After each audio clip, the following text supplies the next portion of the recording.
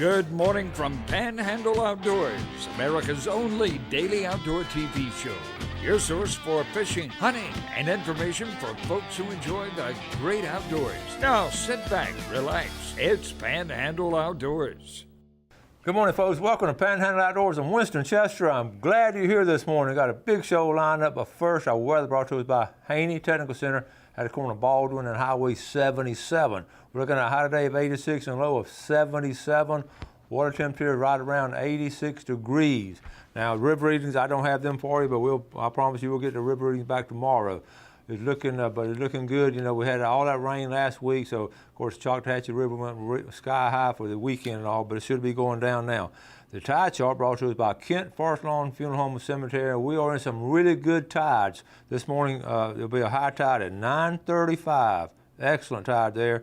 Then a low at 6:48. So it's coming in early at daybreak and all. You're going to fish that incoming tide, and then it's going to flip around, and then you're going to have outgoing all the way to late afternoon. So it's and the tide, you look at a tide chart for the rest of this week and all next week, really good tides, fish at base system. Marine forecast, south-southwest about 5 to 10. Just be careful as you go out there. All kind of stuff can happen in outdoors. Just always be on your toes and be on the lookout for unexpected things, as always. All right, we'll take a break and come back with our special guest.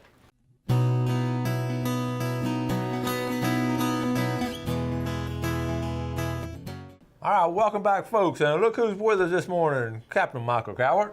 Thank you for having me. Good to see you, buddy. Always great to have Michael on. And now, before we get to talking, now we're going to do a drawing for for a free trip, a 4-hour trip with Captain Michael. And you saw what happened on the last trip. We had a good time. We caught a lot of fish. We caught a lot of fish, had a good time.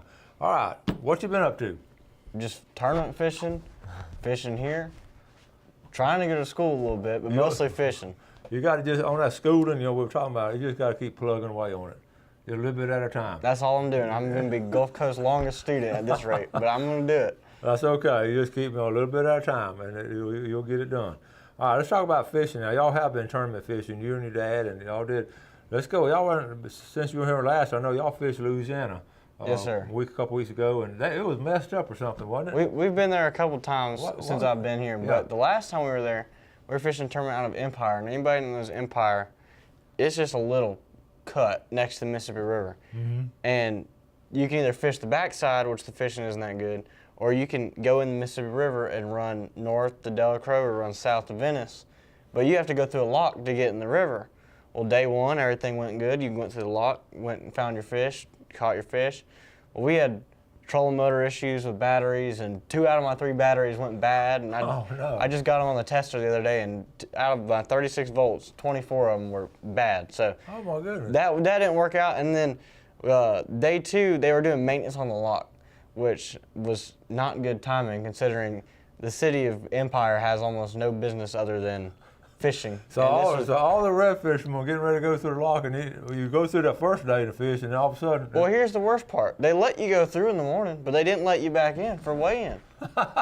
So they kind of gave us a vague heads up, like it may or may not be closed. So we actually had to run all the way. We got there, checked, and it was closed. And we gave ourselves plenty of time to run around. So we ran all the way from Empire, all the way down around and back the backside of Venice, up the backside, and got in the back way of Empire and made it in time. We did good day 2, and we had a trolling motor that was operating. I had to replace all my batteries. But other than that, I wish we would have had a trolling motor day 1. But it definitely was a huge curveball for everybody in the field, at least. It was, it's one of those things that affects everybody, so I guess it's fair, but it was not planned. Yeah, and that's the unexpected that sometimes you don't expect on a lock not being open. Yeah, that's something that you think would be not a variable. And batteries and all, that's going to happen. That happens to all of us. Oh, yeah. So what y'all did pretty good on that tournament. We got 14th, and it wasn't a huge field. It was the open, so it's a smaller field, but we had a terrible day 1, but we couldn't get to our fish. We kind of had to go into the current, into the wind. There was a boat up there that we beat to the spot, and they could actually get up there because their trolling motor worked, and we couldn't get to them. So we kind of had to limp around the rest of the day, and we caught like just shy of 12 pounds, which for over there is nothing. That's good for here. Yeah, well, that would have been great for here. But day 2 we got just over 15 pounds, so we were a lot better day 2. If we would have had 2 day 2s, then we would have been up there in the money. Yeah. But it doesn't work like that tournament fishing. Well, that's good. Now, what bait we all throwing that day? Those days? Well, I like to throw the Z-Man turbo crawls. Okay. And over there in Louisiana, there's a lot of crawfish, there's a lot of crabs, and it kind of imitates both of them. My dad likes to throw the diesel minnows or the Z-Man chatterbaits. Okay. And they really work. The chatterbaits work great over there because, believe it or not, they kind of a little bit more weedless than people think. They run through the grass good, and they have a lot of action and a lot of gold, like a gold spoon with that blade, and they make a lot of vibration. And those fish over there just see it and they get angry and they just want to eat it. You got a lot of spinner blade on it? Yeah, it's got that, it's like a spinner blade on the front. It's got a flat blade and it just shakes. And when you're reeling in, your whole rod will be shaking in your hand. It's crazy how much vibration it gives off. That noise. So we had that tournament, then we had one here last week or whatever, and y'all did good in it. Yeah, we did pretty good. We're just waiting for the right fish to come by. We caught a lot of fish. We caught just shy of 12 pounds, which, like you said, is not terrible for over here, but in Louisiana, it's so good. I looked at those results, and there were so many people, 11, 12 pounds, like 8 or 9 teams were within a pound of each other. Yeah, we were right there in the middle of that, and we knew we were on good fish, and we were kind of waiting for the right fish to show up, and we just kind of ran out of time. But we were catching a lot of fish, and they were getting bigger and bigger. I think if we would have had maybe another hour to fish, we could have got them the way everything was setting up. But we were just kind of waiting for 2 of the right ones to swim by, and they didn't that day. But a boat near us caught it, and they won. So that's how it goes. Now, did y'all use the same kind of bait here that you use over there? Y'all change up some? How do y'all do that? I throw a lot lighter tackle over here because you want to get a further cast here. Because Louisiana, a lot of it's sight fishing. Just a quick pitch with a bait casting reel with heavy braid and just get them in the boat, get them out of that thick grass they have over there. And over here, you got to make a little bit further of a cast. The fish a little bit spookier. You got a big flat to cover. And so we'll use lighter equipment, lighter rods, lighter reels. And throw something that casts further. You'll still throw the diesel minnows, but they'll be on lighter lines, so they throw good. Throw a we like to throw. It's actually a bass bait, but it's made by Z-Man. It's the Big TRD, and it's just a stick bait. It looks like this pin, pretty much. Yeah. And we catch a lot of redfish on it because people think redfish only eat crabs and shrimp and bait fish, but there's a lot of worms and stuff in the ground that they eat, and it imitates that. Also, gold spoons. Everybody knows about a gold spoon. They work great, and we throw those over here a lot. You never go red fishing without a gold spoon. That's right. We'll take our break. We'll be right back with Michael. We're going to talk about some rigs and all.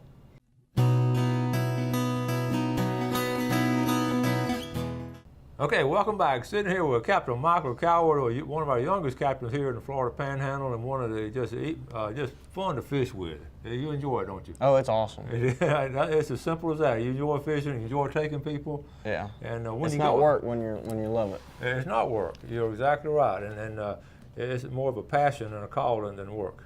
Now listen, when you take a group out, they want to catch fish.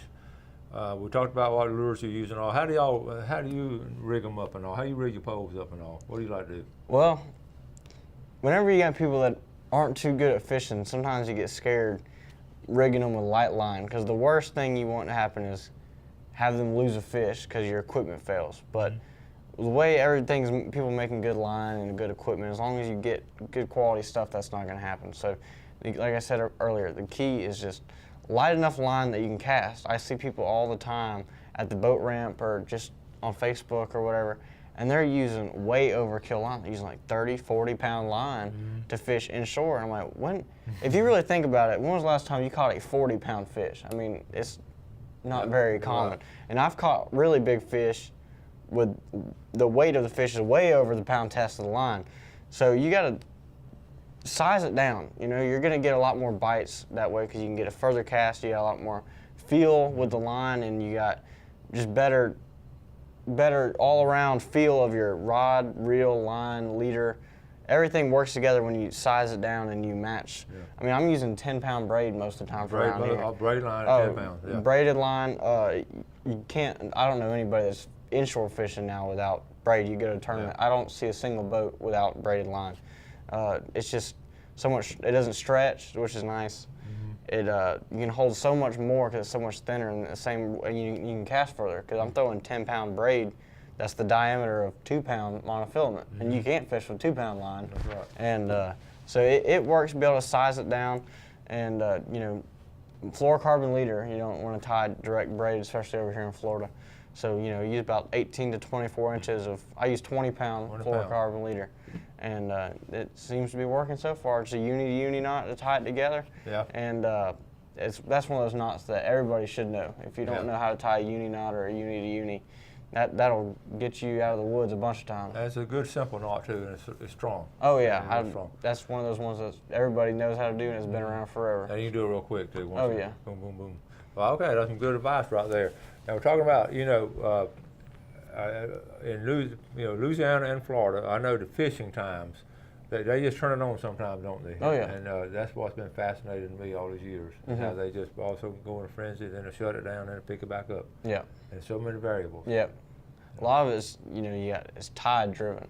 You know, you're talking about the tides every morning on the show, and that is that's one of my main reasons I watch the show. Not that I don't love watching the show, but to get the tides, because every time I go fishing, I have to check the tides, because you might rule out half of your spots. You might go, okay, the tide's doing this. Well, I can forget this, and this spot, and now I'm gonna focus over here. And now you've narrowed down where the fish should be and what they're gonna do, and you're gonna have a lot more successful day by not just shooting in the dark because you don't know the tides or know where to go. And the wind always has Oh, a yeah. factor. We're going to go fishing. Galen, we're planning to go last Thursday morning. We're going to go, and doggone wind was southwest at 15 to 20. Yeah. And we just and 80% chance of rain. So we had a double whammy there. So we didn't go. Yeah, you stayed home. Yeah, I did my homework. But anyway, okay, now we got these tournaments now. We've been fortunate that Panama City has landed some of these redfish tournaments. I know your dad's worked hard on it, and some of these other, Fred Myers, they've all worked hard on getting these tournaments and all, and your dad's been instrumental in it. So, but next year, you were just telling me, tell us this is good news. So this is the first year that the Florida Pro Redfish Series has a Emerald Coast division, which is your Panhandle. They've always had the Big Bend and the East and West Coast, and it's been kind of a South Florida tournament. Well, they finally decided that we've raised our voice over here enough where we got our own division in the Florida Pro Redfish Series, which was good enough. And we got in the news the other day that next year they're really going to amp it up. So every Florida Pro Redfish Series tournament, whether it's way down south, East Coast, West Coast, here, wherever, Panama City, Big Bend, 10 grand guaranteed first place. Wow. Which is cash, which is a big deal. Every tournament's going to have that? Every tournament, first place, and that's not the championship, that's your normal tournament. Wow. First place, 10 grand. And then, you'll have the rest of the field get paid out accordingly. We're going to have more redfishing than I imagine. Yeah. I'm telling you, that's a good payout. Yeah, it's there's not very many tournaments that pay out that much. They're not on a regular basis like that. No, and that's every tournament. And then on top of that, so you have each division. This year we had 4 tournaments each division. Next year it's going to go to 3, and then you'll have 1 championship. Okay. This year the championship is in St. Augustine.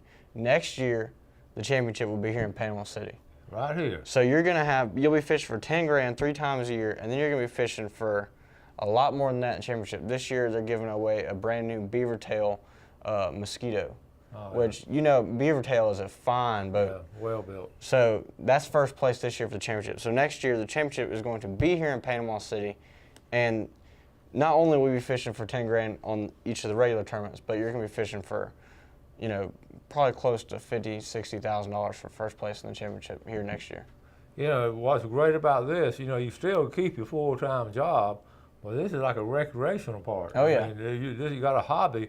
I mean, you can go play golf if you want to, but you're not going to win that kind of money playing golf. No, and you can get lucky in golf, but it's 2 casts doing what we're doing. Yeah, and again, it's like old Matt Smith said last week, that competition, it's just fun to compete. Oh, yeah. And so we'll talk about how you can enter and all that. So the championship will be here in Panama City. Yes, sir, for 2018. You don't have to know, it hasn't got a dates and all yet. No, sir. It'll be at the end of the year, kind of October, November, I'm sure, but I don't know the exact dates yet.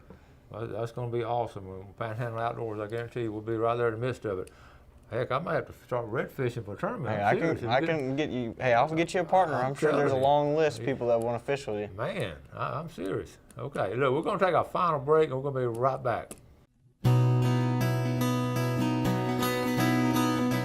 Okay, welcome back. Glad you're with us this morning. Always here with Captain Michael Coward. We're going to do our fishing game times real quick. We've got all kind of things to do on this segment. Fishing game times today brought to us by Blue Water Outriggers. Only one time today is right in the middle of the day. When you just get one time, that's when it comes. It's going to be 12:17 to 2:17. Okay. Now we're going to show some pictures. Then we're going to draw for the winning trip for September fishing with Captain Michael. This is a good post. One of our viewers, Scott Lightsey, from Hamilton, Georgia, outside of Columbus, I guess. Yes, sir. First of all, tell us about him, because you ran into him and took him fishing. He gave me a call and said that he was going fishing with another offshore guide in our area, and he said that they wanted to do some inshore fishing. So he called me up, and I gladly took him out, and it turned out being one of the nicest, kindest people I've ever met, or his family, but him, just one of the nicest groups of people. And long story short, I was looking on getting some work done to my truck, and he said, well, that's what I do for a living up here in Georgia. I've been doing it since the 70s. I'm one of the original people to do work on trucks. So I said, you know what, you got my business, I'll drive up there to you. And he took good care of me, and I felt a lot more comfortable with him doing it, because he really does a fine job, and he knows what he's doing. He's been doing it longer than just about anybody else out there, so he does an amazing job of what he does. And you were telling me you found out he watched the show. Yeah, he said, we were just talking on the boat, and he said, we mentioned a name, and he said, man, that sounds so familiar. Where have I heard that name before? And he said, I saw it on Coach Show on Panhandle Outdoors. I said, you watch Panhandle Outdoors up in Georgia? He said, oh yeah, I watch it every morning. I said, that's awesome. Oh, that's great. We want to say good morning, Scott. Here's some pictures he sent us. Okay, we're going to read this, okay? Last week of July with Captain Ashton Lewis, who in turn introduced me to Captain Michael Coward, two of the finest fishing captains in Panama City. Shark was caught last weekend after he robbed us of a good red snapper. It's an 8-footer reef shark released along with the snapper we didn't get back. Sitting in from Scott Lightsey from Hamilton, Georgia. And here's a shark here, I believe. I know that's frustrating when the old shark gets your red snapper and all. But that's good to hear from a YouTube viewer and all. Scott, appreciate you watching the show. Appreciate the job you did on Michael's truck. I saw it this morning. Looks pretty good, doesn't it? Nice looking truck. It really is. He knows what he's doing. It sits high like that. And, I saw last week during the storm in Houston, a lot of those high trucks were making it through there when these little cars were sort of choking off. That's one of the first things I noticed. All right, we're going to draw. All right, here it is. This is going to be a trip. And with Michael, we're going, and I'm going to try. I went on the last one. I really tried to go in all of them. I enjoy just going and watching all fish and video and all. And now, if you're not interested, I know some of y'all may not want to go red fishing or speckled trout fishing with Michael, and because not that you don't want to go with him, you just don't fish. So you might, but please let me know, and we'll get someone else to go. Okay, and I'll give you if I draw your name, you don't want to go, I'll get you like a rod and reel or something. Okay. All right, here we go. Draw one name to go with you. Trip for two, including Coach. Yes. And the winner is. This is gonna be awesome. I've already taken this fine lady fishing with me before. Are you serious? She's gone with me fishing before, and I owe it to her. It was a slow day. Fish wasn't good, so I'm so glad I drawed this. It's going to be awesome. Gloria Turner. Miss Gloria Turner. Okay, very good, Gloria. I know she does enjoy fishing. She watches the show. She's been watching the show for a long time. So I'm going to, you call. She has your number, obviously, so y'all just get together as far as the time and what day you go. And let me know as soon as you can what day y'all are going, and we'll. I got it right here. That's cool. And think about it. We got fall fishing coming up, and we were just talking about the water temperature, how it's cooled down in the past week, which is a great sign. It's gonna be awesome. Like I said, I went out with her a couple months ago, and it was just so hot, and we had just a little bit of action early in the morning. But as soon as that sun got up and it started heating up, it was done. So, and she wanted to go out and just learn a few things about fishing in this area. So, I gave her, we talked about it and showed her things, and all in all, we had a good time, but it just wasn't good. So this time we're going to get on some fish. We're going to get on some fish. Yeah, because we're going to have the camera out there, so we're going to really do it. That's right. And you can bring someone with you, and we'll have a good time. And what boat ramp usually you like to meet folks at? Well, I wish there was a better centrally located marina in Panama City, but I use the Pretty Bayou ramp. It's kind of out of the way, a little bit secluded. People always ask, well, I didn't know where I was going. I kind of got back in this neighborhood, and I thought I was lost for a little bit, but That's, it's a good ramp. There's parking a little bit. Most of the time it's not too busy, and it's got a dock and it does what I need to do. But I wish there was a easier, centrally located boat ramp with a good ramp and parking. Where they could leave and then go enjoy Panama City instead of getting dumped out in the middle of a neighborhood. Yeah, that is a neighborhood ramp. It's a great location, but it's sort of parking is hard there and all. But I do like it, and I go out of there a lot. Hopefully, Carl Gray ramp's going to be get under progress, under construction soon. And once they finish that, that's going to help a lot. Oh yeah. They're going to have a lot of walkways and all. They're supposedly, haven't seen the plans, but I've talked to some engineers and all who's working on it, and it's going to be really nice. And that'll help a lot too. Well, I know everybody here. Construction and all finish up. Yeah, everybody here is going to love it. That's for sure. And we just take for granted boat ramps now. Boat ramps are very important. Yeah, absolutely. And we've been blessed in the early years. A lot of outdoorsmen, established boat ramps. Yeah. And the city leaders followed and maintained them. So we've been blessed with that. But don't take your boat ramps for granted. No, they're a huge part of making everything go right. Yeah, and don't charge for them either. Let the people use them for free. Okay, we got about another minute. A couple of quick tips. What you fall fishing? What are you going to do? You going to go more top water, or how are you going to do it? I love fishing shrimp baits in the fall. Like you were talking about, shrimp about to be fired up. It's about to be shrimp time. Top water's good too.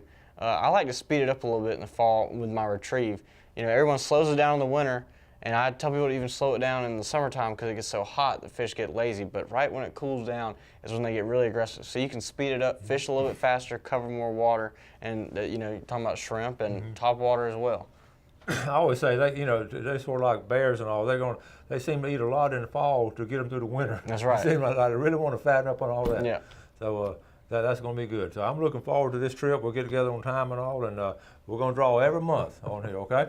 Michael, thank you, buddy, for coming on. Thank you for having me. All right, you keep go to school now. I am. All right. Folks, always thank y'all so much for watching Panhandle Outdoors. We do appreciate the viewership all over the country, and you do something good today for your fellow man, and God bless. Thanks for watching America's only daily outdoor TV show, Panhandle Outdoors with Winston Chester, featuring hunting, fishing, and other activities and information to help you enjoy the great outdoors. Join us next time for Panhandle Outdoors.